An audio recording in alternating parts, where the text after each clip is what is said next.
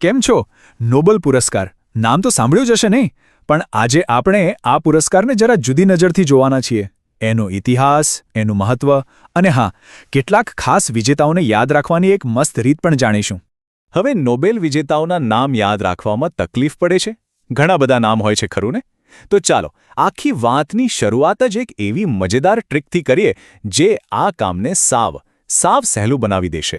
જુઓ, આપણે કોઈ બોરિંગ ફેક્ટ્સની વાત નથી કરવાના. એના બદલે ભારતમાં વિદ્યાર્થીઓ જે એકદમ સ્માર્ટ ટેકનિક વાપરે છે ને, એની વાત કરીએ. એક એવું વાક્ય જે તમને ભૌતિકશાસ્ત્રના નોબેલ વિજેતાઓને ચપટીમાં યાદ કરાવી દેશે. કેવી રીતે? ચલો જોઈએ. તો આ રહ્યું એ વાક્ય, ભૌજીને દેવર કો જાન સે ક્યોં મારા. હા, હિન્દીમાં છે. એનો મતલબ થાય છે કે ભાભીએ દિયરને કેમ મારી નાખ્યો. હવે સવાલ એ છે કે આવા એક અજીબ વાક્યનો ભૌતિકશાસ્ત્રના, માની લો કે 2025ના કાલ્પનિક વિજેતાઓ સાથે શું સંબંધ હોઈ શકે? ચાલો આ રહસ્ય ખોલીએ. અને આ રહી એની મજા. આ આખી ટ્રીક અહીં છુપાયેલી છે. જુઓ, પેલું વાક્ય હતું ને, એનો દરેક શબ્દ એક નામ કે વિષય સાથે જોડાયેલો છે. જેમ કે ભૌજી, એના પરથી ભૌતિકી એટલે કે ફિઝિક્સ. દેવર, એના પરથી મૈશલ દેવોરેટ. જાન પરથી જ્હોન ક્લાર્ક અને મારા પરથી જ્હોન માર્ટિનેસ. છે ને, એકદમ સરળ અને મજેદાર. અને હા, આ તો ખાલી ફિઝિક્સની વાત થઈ. આવી જ ક્રિએટિવ અને મજેદાર ટ્રિક્સ મેડિસિન, કેમેસ્ટ્રી, અર્થશાસ્ત્ર, મતલબ કે નોબેલની બધી જ 6 કેટેગરી માટે છે. સાચું કહું તો આનાથી તો વિજેતાઓના નામ યાદ રાખવાનું કામ એકદમ રમત જેવું બની જાય છે. સારું, તો આ યાદ રાખવાની ટ્રિક્સ તો બહુ સરસ છે, પણ ચાલો હવે થોડા પાછળ જઈએ. આટલો મોટો, આટલો પ્રતિષ્ઠિત પુરસ્કાર આખરે એની શરૂઆત થઈ કેવી રીતે? એની પાછળની કહાણી શું છે? અને સાંભળજો, આ પુરસ્કાર પાછળની કહાણી કોઈ ફિલ્મી સ્ટોરીથી જરાય ઓછી નથી.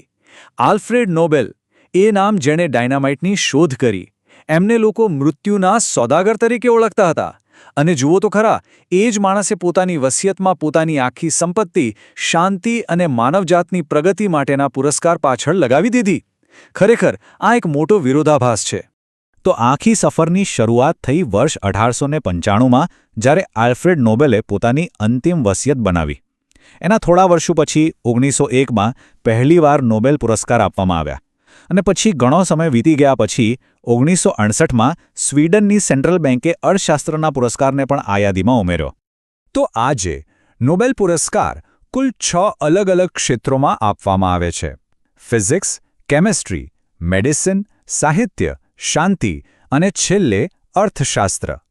આ બધા જ ક્ષેત્રો માનવતાની પ્રગતિ માટે કેટલા જરૂરી છે એ તો આપણે સૌ જાણીએ છીએ. અહીં એક બહુ જ રસપ્રદ વાત છે. 5 પુરસ્કારો સ્વીડનના સ્ટોકહોમ શહેરમાં અપાય છે, પણ એક પુરસ્કાર અલગ જગ્યાએ અપાય છે. ખબર છે કયો? એ છે શાંતિનો નોબેલ પુરસ્કાર, જે નોર્વેના ઓસ્લો શહેરમાં આપવામાં આવે છે.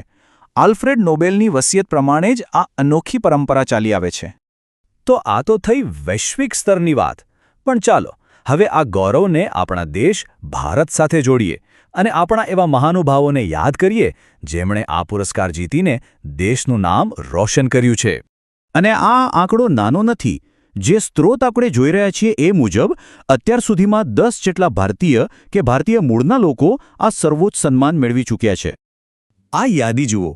ક્યાંક રવિન્દ્રનાથ ટાગોરનું સાહિત્ય છે, તો ક્યાંક સીવી રામનનું વિજ્ઞાન, ક્યાંક મધર ટેરેસાની સેવા છે, તો ક્યાંક અમર્ત્ય સેનનું અર્થશાસ્ત્ર અને કૈલાશ સત્યાર્થીનું શાંતિ કાર્ય.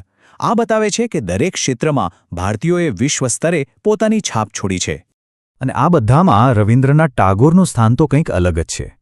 તેઓ માત્ર ભારતના પહેલા નોબેલ વિજેતા નહોતા, પણ આખા એશિયામાંથી સાહિત્ય માટે નોબેલ જીતનારા પણ પહેલા વ્યક્તિ હતા. વિચારો, 1913માં તેમની ગીતાંજલિએ એશિયન સાહિત્ય માટે દુનિયાભરના દરવાજા ખોલી દીધા હતા. સારું, આપણે ઇતિહાસ જોયો, વિજેતાઓને યાદ કરવાની ટ્રીક જોઈ, ભારતીય ગૌરવની વાત કરી. પણ આ બધી વાતો પછી એક મોટો સવાલ મનમાં આવે છે કે આખરે આ નોબેલ પુરસ્કારનું આટલું બધું મહત્વ કેમ છે? કારણ કે નોબેલ પુરસ્કાર એ માત્ર એક મેડલ કે પૈસાની રકમ નથી. એ માનવ બુદ્ધિ અને પ્રયત્નોનું સૌથી મોટું સન્માન છે. એ એક પ્રેરણા છે આવનારી પેઢીઓ માટે કે જ્ઞાનની સીમાઓને તોડીને એક વધુ સારી દુનિયા બનાવી શકાય છે. એક વૈશ્વિક પ્રતીક છે પ્રગતિનો. તો ચાલો આ ચર્ચાના અંતે એક સવાલ સાથે વિરામ લઈએ. એક એવો સવાલ જે ભવિષ્ય તરફ જુએ છે. હવે પછીનો ભારતીય નોબેલ વિજેતા કયા ક્ષેત્રમાંથી હશે? વિજ્ઞાન, સાહિત્ય કે પછી શાંતિ?